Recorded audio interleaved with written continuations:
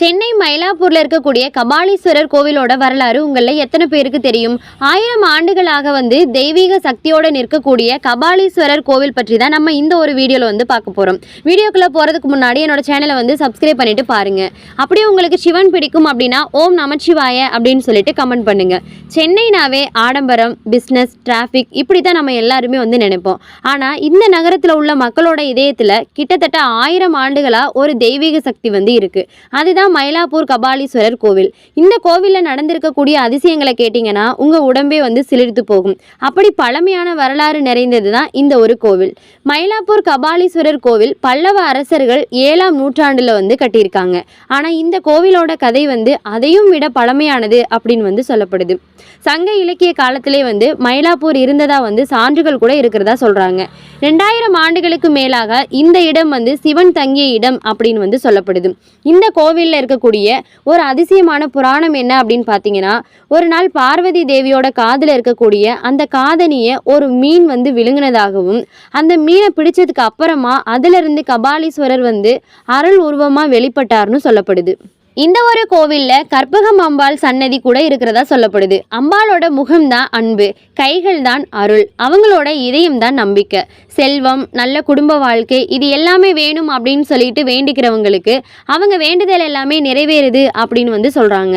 இந்த கோவிலில் ஒரு அதிசயமான பன்னீர் மரம் கூட இருக்குது.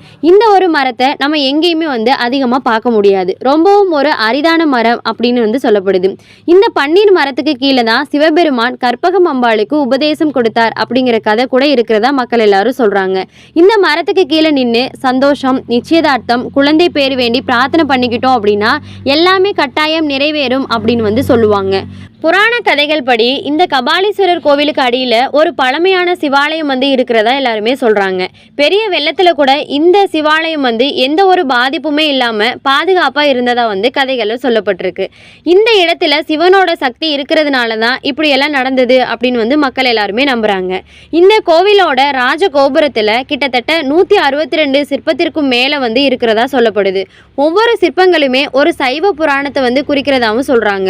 சிவன், அம்பாள், முருகன், கணபதி இவங்களோட அற்புதமான கதைகளோட இந்த ஒரு கோபுரம் இருக்கிறதா சொல்லப்படுது. இந்த கபாலீஸ்வரர் கோவிலில் பார்வதி தேவி மயில் வடிவத்தில் சிவபெருமானை வழிபட்டதுனால தான் இந்த இடத்துக்கு மயிலாப்பூர்னு பேர் வந்ததாகவும் சொல்கிறாங்க. இந்த ஒரு கோவிலில் மயில் வாகனம், மரத்தேர் இது எல்லாத்தையுமே நம்ம பார்க்கும்போது நம்ம உண்மையான கதை நடக்கிற இடத்துல இருக்கிற மாதிரி ஒரு உணர்வு இருக்கும்.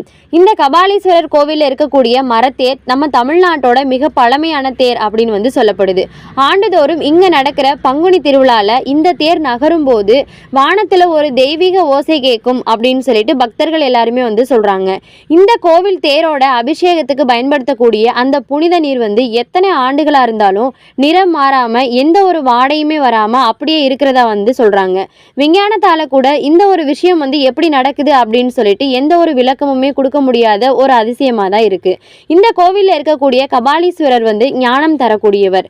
நமக்கு எவ்வளவு கஷ்டம் வந்தாலும் சரிங்க, இந்த கோவிலை நம்ம வேண்டிக்கிட்டோம் அப்படின்னா கஷ்டங்கள் எல்லாமே தீர்ந்து போகும் அப்படிங்கிறது இந்த மயிலாப்பூர் மக்களோட நம்பிக்கை மட்டும் இல்லைங்க, அனுபவமும் கூட. இது ஒரு சாதாரண கோவில் இல்லைங்க, சிவனும் சக்தியும் குடியிருக்கக்கூடிய சக்தி ஸ்தலம் அப்படின்னு சொல்லப்படுது.